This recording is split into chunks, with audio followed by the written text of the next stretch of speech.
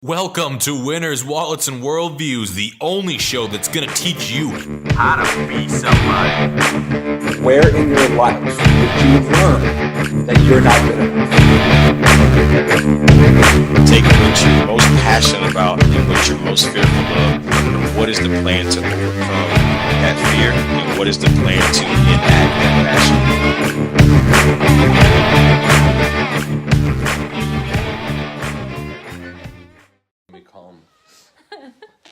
Hi, everyone. Oh, no. She's got a mind of her own. Yeah. She's sassy.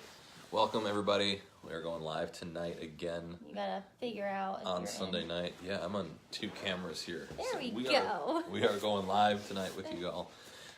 Talking about keeping up with who? With the who. So keeping up with the Joneses is probably something you guys have heard before, but we had some interesting discussions about this morning, which we'd like to share with you all tonight.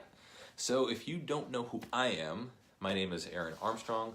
I am the owner and founder of Armstrong Ventures, which is a leadership coaching consulting business where I share positive words, encouragement, and I work with leaders through one-on-one personal coaching, as well as I work with teams and organizations to help people become the best versions of them and have their teams become the best versions of their team. So that's a little bit about me. And this is also the podcast Winners, Wallets, and Worldviews, where I like when you guys ask some questions about what's going on in your life. Australia. From Australia, awesome. Smokes. What time is it there? Yeah, what time is it in Australia? I know it's summer because everyone talks about how hot the summers are. It's crazy in there, I guess. Gosh, it's like negative 20 degrees here if you can't tell. I'm in like 4 layers That's right no now. joke, It's and that's so negative 20 cold. degrees Fahrenheit, so it's pretty wild. I am Marissa Armstrong, and I am the owner of Marissa's Fit Boutique, which is a personal training studio in downtown Oshkosh. So I'm a fitness specialist, and I am a natural health advocate and educator. I love educating women in particular about just different alternatives that they can do to better their health and better their physique. So that is what I do, and we are so excited to be talking about why people like to keep up with the Joneses and why it causes so much turmoil within yourself and within your marriage as well. Yeah. And if anybody's ever heard of that phrase. Well, yeah, give a like or thumbs up if you guys have heard of, keeping up with the Joneses and what that means, right? So this is something I know that certainly married people can relate to, or the pattern, and to fill you in on what the expression really means is like you have someone you get married, you buy a home, and all of a sudden all the things that go with that home, you want to compete with other people that have similar things. So you want to have the best yard, you want to have the best like the status, Christmas the lights. Status, yeah, you want to constantly keep climbing the ladder for that, like comparing status. yourself to someone else. So why this is so destructive, I want to explain in a second. But we watch this. I know a lot of you guys have been seeing this all over social media. Everyone watching this minimalist documentary on Netflix. So we're like, all right, we got to watch this minimalist crap and see what this is like.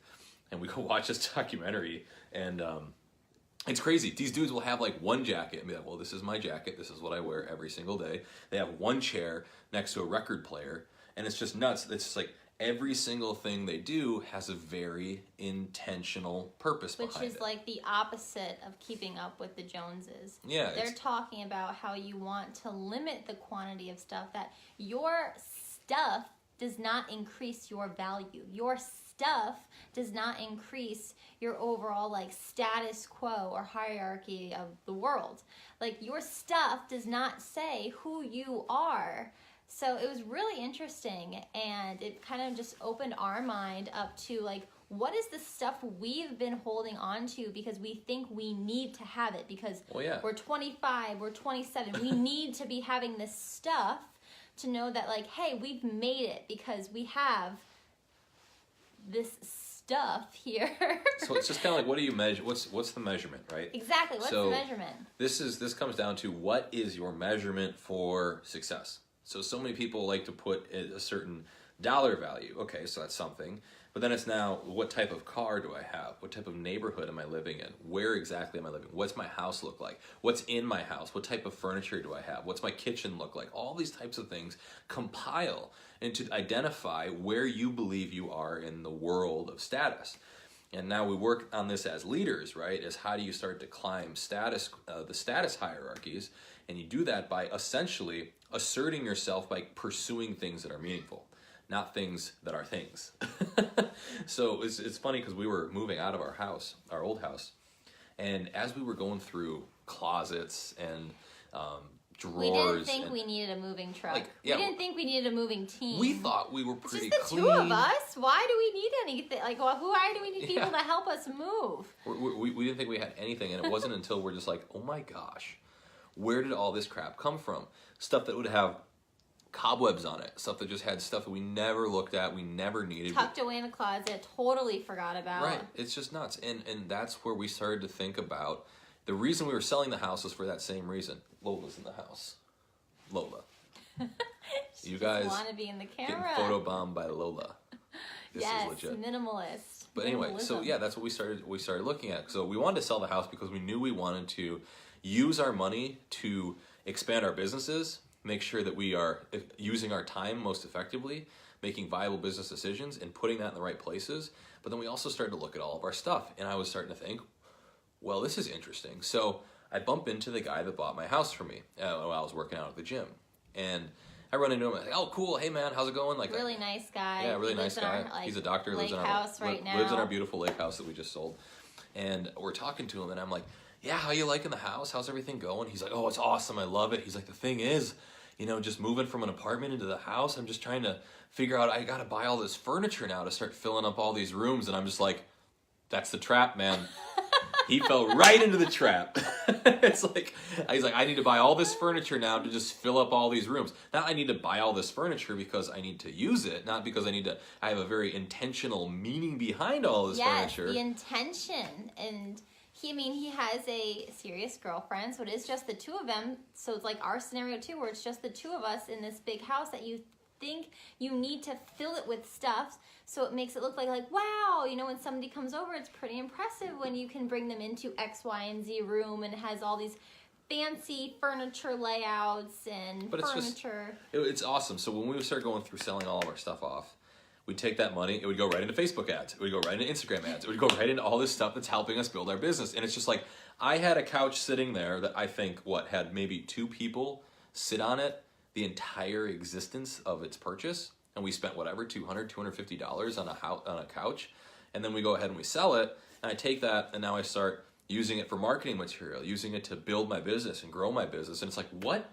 are the priorities in your life? Where are these priorities coming from, and where is getting the stuff coming from? Well, you need to start giving the value out, giving it to other people, contributing in some way, some form or fashion. And right? I think too, it's like we are so intentional about a lot of different areas of our life, like our health, our businesses, where we put our time. And then we looked at we are not intentional about our house. We just have stuff in here just to say that it's here. Nothing about this house was intentional, or maybe some things. But it really made us take a step back because we weren't applying that same concept to the home that we lived in that was becoming more and more chaotic by the day. And yeah, we have people commenting right now. It's just like, if you do have people that give you things, like you have friends, family, hand-me-downs, all that kind of stuff that does have sentimental meaning. That was also explained very well in the documentary. It's like, if it has sentimental meaning to you, then there's meaning in it. And then you can pursue meaning. But the thing is, if you're starting to look for items or materials to validate yourself, that's the issue. I think that's what we started to, I started falling into that trap. I started saying, look at this lake home, it's a status symbol. I started saying, look at all this cool stuff I can buy and put in it, it's a status symbol. When in reality, I needed to understand that where my money, my time, my energy should go is into my business and into helping more people grow, into trying to get more speaking engagements, trying to connect with other people and give them the value that they deserve. And that's what I started to figure out. And it wasn't until I saw that the guy that bought it, when he started saying, look, I got to fill up this whole house now with all this furniture. And I said, that's just falling into the trap. Imagine where your money could go that would be more valuable. Imagine the amount of people you could physically help with that time, energy, money spent. And that's the stuff we started to think about. So it's just incredible transformation we've gone through from going in a beautiful, 2,500 square foot house on 150 feet of water frontage, arguably the best lake in the state of Wisconsin to live on, best views you could ever buy. And now we are moving out of that into a small condo that we're going to live in after I kick my renter out here in a few months. We're going to move into a small condo that we live above, and we're going to try to say everything that we have will have a purpose. And we're going to take that money that we have, and we're going to stack that away, and we're going to start putting it into things that are very intentional, meaningful, ways of contributing exponential levels of value to other people. So you guys are going to start seeing some really cool content come out with the videos I'm taking. That's coming from the money that I wasn't spending. I'm going to start creating more production quality videos for you all, so you can start to engage and be entertained with the messages as well. And I'm going to start sharing that with a lot of people that follow me.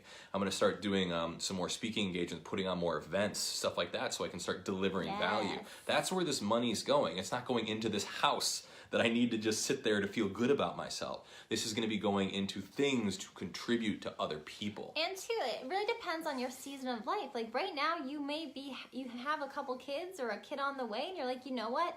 A house right now with some nice furniture sounds really appealing. Go do that. Like, we're not telling you like that's a stupid idea. Obviously, that wouldn't make any sense.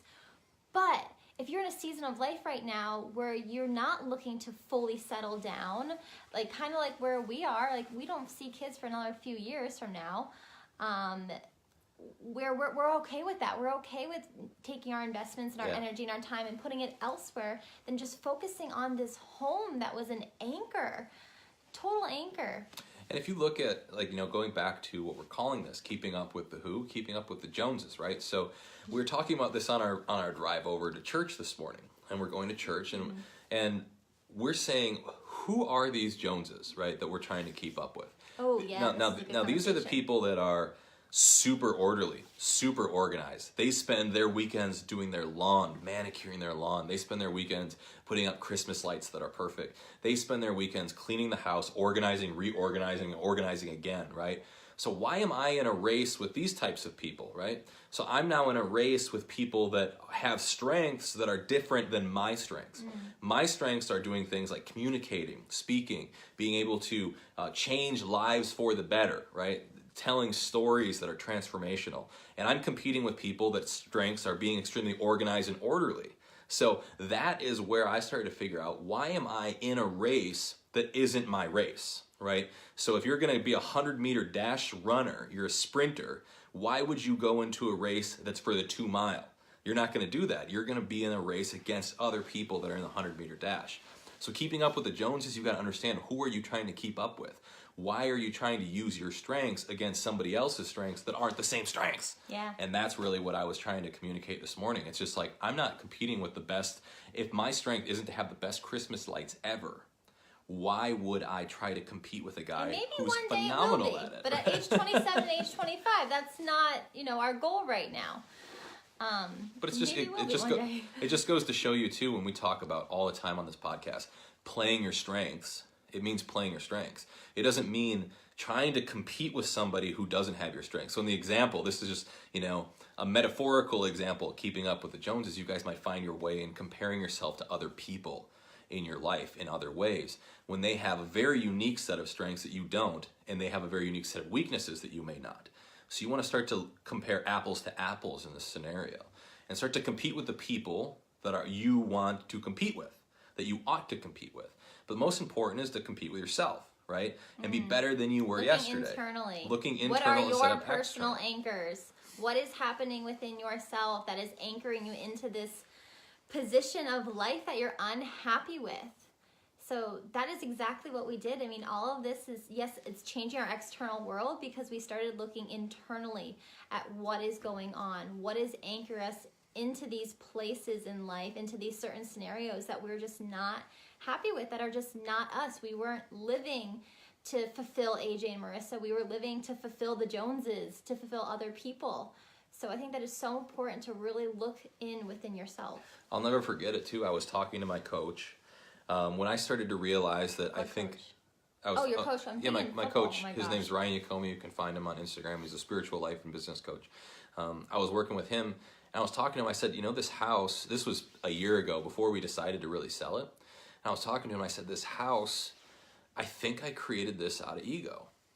And he says, really? And I said, yeah, I think I created this home out of ego, because I bought this because I wanted to impress my wife. She does not like the winter. And I said, if we're going to live in Wisconsin, we're going to have the lake house. So I bought this beautiful home on the lake thinking that that would win my wife over when all I needed to do was show my wife love. First move of ego, right? The second one is I said, my parents are going to be really proud of me for buying a lake house because this is something you do when you've made it. You live on waterfront in this area when you have made it. You've been established. I wanted to show everybody I was established. I made it. I had made all this money so young. I was doing so well. I really wanted to show them that I was ready for that next level. And then I'm starting to figure it. All these things were not coming from a place of love. These things were coming from a place of fear of rejection because I was afraid of what would happen when my family said, what are you doing living in a small apartment or a small home or trying to live really conservatively? I was afraid of what was going to happen when, I've done so much, I've had so much success with my business or with my personal finances, then all of a sudden people are going to start to, judge me based on living conservatively, right? So all these sorts of things started to come up for me, and I started to realize that I had developed this whole, 2-year period out of ego. So that was something that I thought was an incredible, transformation within myself, and that I actually pointed that out with my coach, and that eventually led us into the processes of being able to go sell our house and change. So, hey, I appreciate you guys coming on. Hashtag dat check. We're working on getting the blue tick mark here. So if you guys want to comment, Dan Paulson's on, my good buddy. We went to St. Lucia together. Awesome guy. But yeah, guys, like we were saying, when you're starting to compete with people, look internally.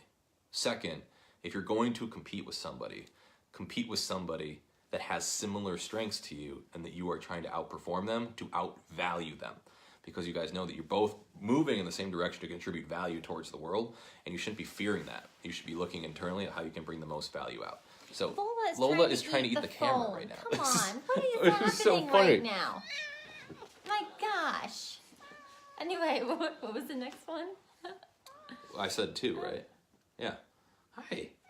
So Lola, our cat here, she's also trying to adjust to the new living because she's used to this big, beautiful windows at a lake home and all her friends of the cranes and different other cats and there are lots of foxes cats. And coyotes. Lola is quite the popular young lady in the area. Well, let's just put it that way. All the kitties are trying to keep up with her.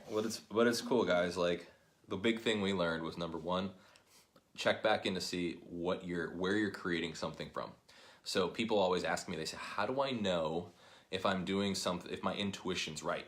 They always ask me that. How do I know if my intuition's right? Yes, how do you know if you're doing it out of ego or just the love? And that's the question. So, number 1, is this coming from a place of love? Am I doing this genuinely because I love somebody else? Because I'm trying to contribute value and love to the world, right? That's the question.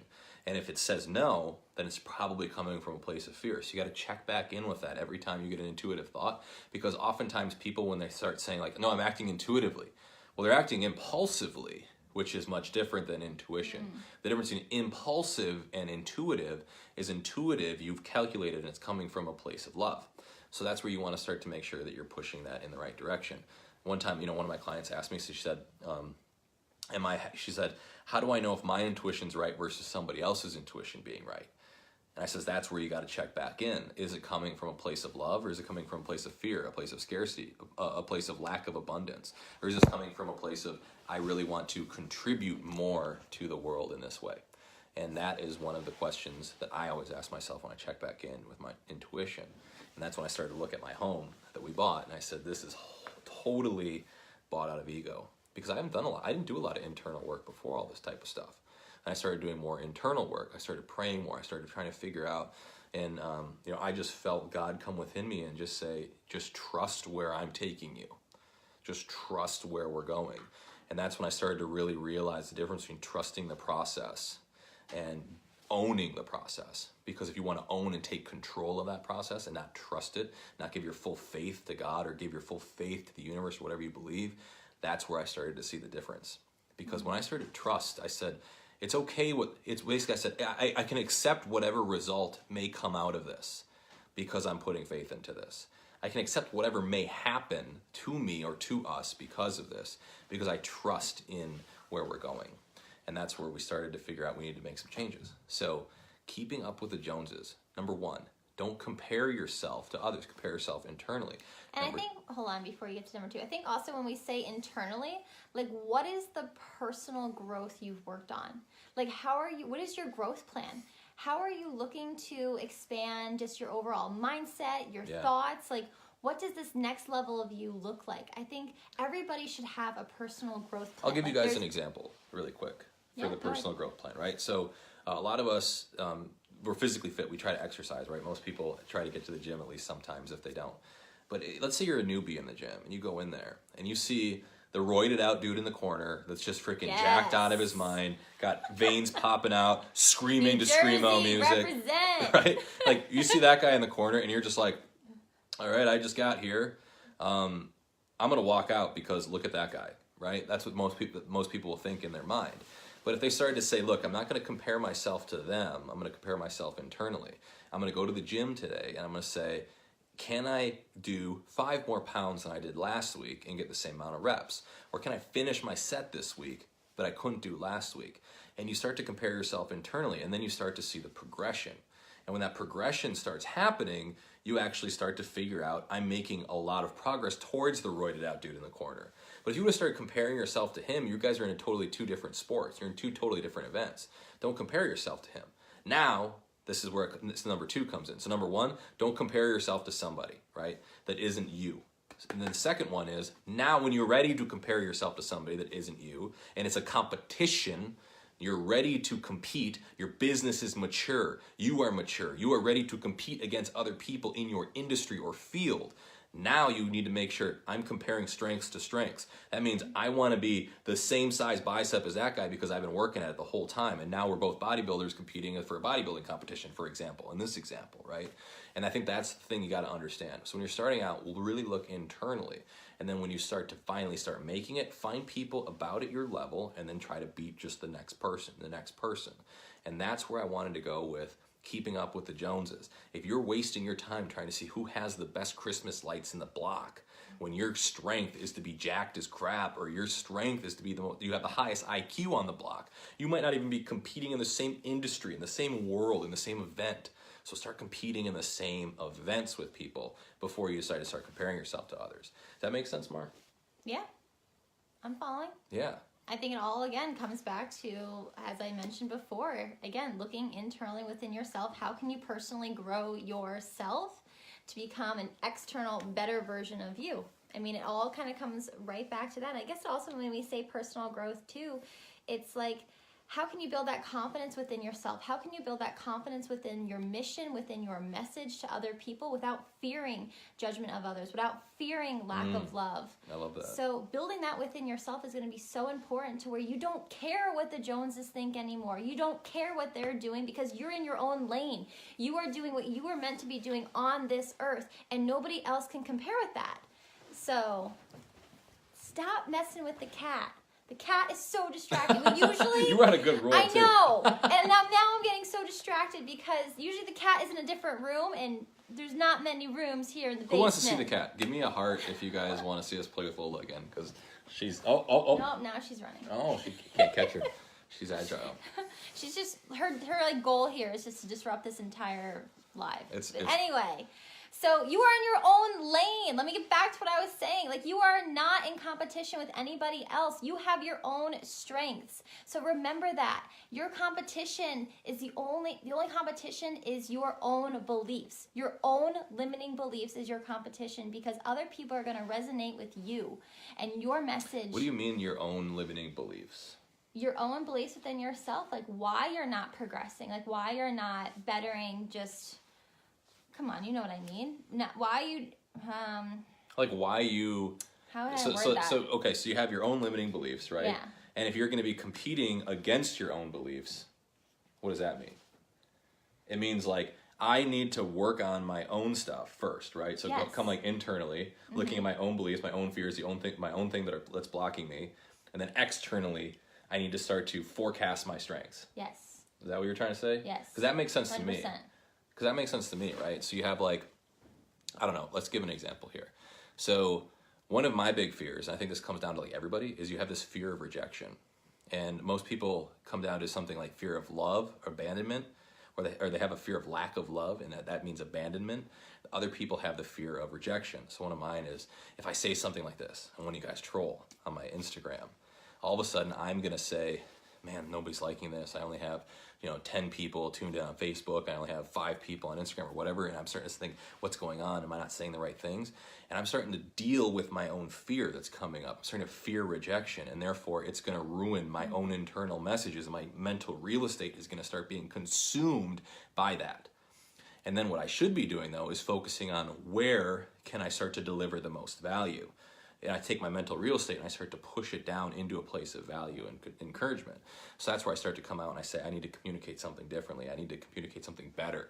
I need to start talking about something that's relatable, bring in a story or an example. And those are the types of things I think we need to work on. So when you're starting to look at where are you comparing yourself to, compare yourself to how your fear is today versus how your fear was yesterday. And if you don't know what your fear is and you're not progressing internally, that's what Marissa's talking about. Say, worry about that limiting belief within you. Where was your fear today and where is your fear yesterday, right? That's where we're starting to figure out how are you progressing in your world of dealing with your own fears. And I think that's where we start to worry about. How are you progressing in your own world? That was so key. Yes, and how are you dealing with your own fears? Like, oh, I love that quote. That was like perfect. That's exactly what I was explaining the entire time, because only you can deal with them. Like by you thinking that you're outdoing somebody else, Mr. Jones over here, it's not going to be helping you. In the end, it's actually just going to cause you more distraction. It's going to cause you more distress within yourself and your relationships with other people. So, this is a good one. You were on a good rant today. Yeah. I know. Well, guys, that's what we want to talk about a little bit today. So just to recap quickly, keeping up with the Joneses, what does that mean? That means there's really broken down into 2 things. The first one is compare yourself to yourself. Compare yourself to yourself, right? So where are your fears and how are you progressing towards making that a very small part of your life and your decisions, to where your fears do not drive me the same way they did before? That's progress internally. That's what we're talking about today. It's saying, I had a fear of this before, and I no longer have that fear anymore. Internal progression. Boom. That's it. The second piece of this is, when you compare yourself to somebody else, you should be looking at it from a competitive standpoint of your business, your personal life, or how you can outperform somebody in the world of creating value. So when you want to compare yourself to somebody else, make sure you're comparing apples to apples, strengths to strengths. We were comparing ourselves to people that had the best manicured lawns and the best, decorations up around their homes at Christmas time. That was not our strength. I literally spent our entire Bed Bath & Beyond gift card from our wedding on wreaths, Christmas wreaths, because I thought they needed to go in every single window like every other lake home, because I was going to put in wreaths in every single window in our lake home, and that's what I did. But if you can imagine when you start putting your energy and your focus into things that are your strengths, and you start to build upon those, and you can actually keep developing more and more and more into helping contribute value to the world, you'll start to see a lot of things change. So that's where we really started to look at ourselves. And it was this monumental transition from, not necessarily, we combined all this minimalism kind of discussion into it, but more or less what we're talking about is, where is your mental real estate going? It should be going back into your strengths, and your strengths should be used to contribute value.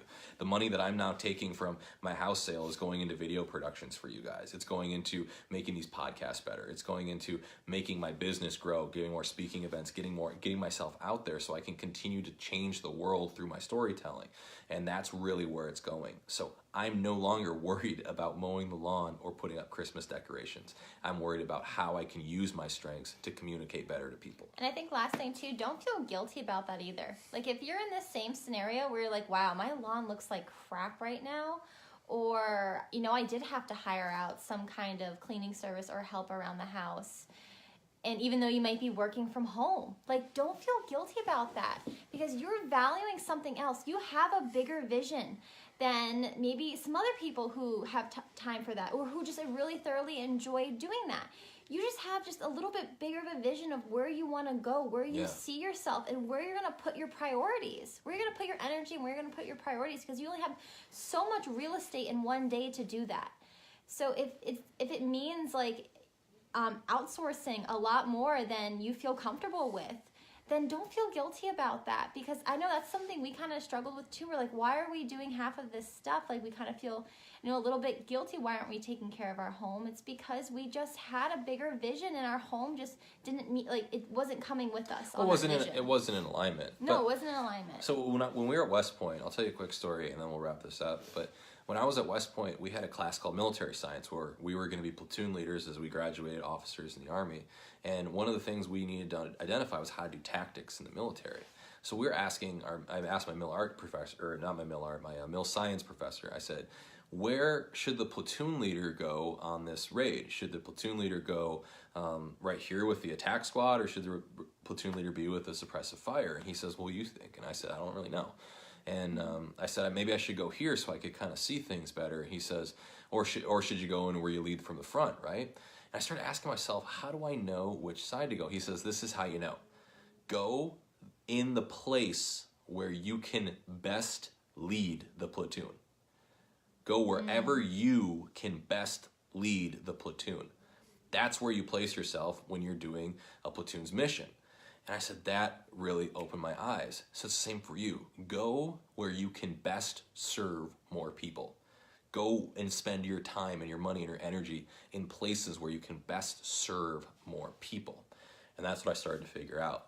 So if you can't serve people because you're overwhelmed with your home, if you can't serve people because you're overwhelmed with some type of school or classes, or because you took on too much, or because you're doing something that's out of alignment with you, because you decided you needed to spread yourself too thin, go where you can serve people the best, and it's going to be where your strengths are, and that's where you want to double, triple, quadruple down. Because when you can streamline it on strengths, you can blaze a trail pretty quickly.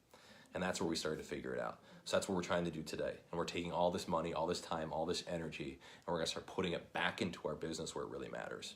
And that's why we started to make some of these different transitions. And this whole minimalist thing just totally fell into our laps, and we love it. So we're going to try it out. But that's really all we had tonight, guys. As you know, we started moving these discussions to Sunday night, where we can share some more with you, get some more engagement with you all, and hopefully answer any questions that you may have, any roadblocks, any fears that are coming up in your life, that we can hopefully bring some of our own examples into and show you how we deal with this stuff, because we're all trying to go to the same place. We're all trying to serve God in one way or another to make it as best as possible for the people that leave behind. So we got Tina on here. It's tax season. If you guys have tax questions, go to Tina. But guys, once again, my name is Aaron Armstrong. I'm the owner of Armstrong Ventures, the host of Winners Wallets and World View. I am the host of Winners Wallets and World Views podcast. Winners Wallets and World. I'm getting voice lessons so I can get out of these tongue twisters a little bit better. But yeah, Winners Wallets Worldviews podcast, where we coach leaders through multiple different ways of storytelling. And my lovely wife here is just an awesome co-host, and she's got her scarf on because it's freezing in Wisconsin. We're always looking for other places to go. So if you have good suggestions on vacation destinations coming up this spring, comment. What was your favorite vacation destination? Comment. Oh my gosh, what was your favorite beach destination? We are open to going anywhere right now. But that's what we had to share with you guys today. We wanted to let you know that two things. Don't compete with someone that isn't in your same strengths. And number two, compete with yourself on how you've been progressing against the fears you have within yourself. And if you guys don't think you have fears, the first thing would be, let's identify those, because you do. If you're stuck somewhere, it's because you have a fear blocking you. If you don't have the $20 million in your bank account that you think you need, it's because fear is stopping you somewhere. Those are all the things that come up in our life. So we need to work through those together and unblock it, right? So that's what we do. That's what we specialize in. And I would like to give you guys a shout out. If you ever have anything, you ever need anything, shoot me a DM on Instagram, on Facebook. Give me a call. It's in my Instagram bio if you want my number. Give me email info@aaronjarmstrong.com. Anything you guys need, I'm here for you. So you can find more about me at aaronjarmstrong.com, and you can find more about Marissa at marissasfitboutique.com. And that's us. So have a fantastic evening. We'll see you guys next Sunday if you want to jump on at about 6:30 Central Time. So that's about all we got. You got anything else, Mar? Yeah, it looks like we're getting suggestions to go to Egypt. That sounds so warm, and a lot of sand and a lot of sun. So beautiful. And Australia, yes, we want to make it there one day. We should meet up with B in Australia. Phenomenal. That would be fun. Yeah. Bee's in our mastermind group. She's incredible. She's writing some cool books, and she's also got a podcast with me. So and she's the Bipolar greatest Barbie. Australian accent. Oh yeah, it's awesome. She's an incredible woman. So I encourage you guys to reach out to her. Go follow her on Instagram at Bipolar Barbie. She's really cool too. So Yeah, still taking suggestions, yeah. please. All the warm places. well, we gotta go make sure that we control our cat because she's going ballistic. She's playing with light bulbs right now. with this right now. Our cat is just playing with everything, trying to get our attention away. So have a fantastic evening, all. And if you want to go back and rewatch this, I encourage you to and listen to the story. So have a fantastic night. Thanks. Good night.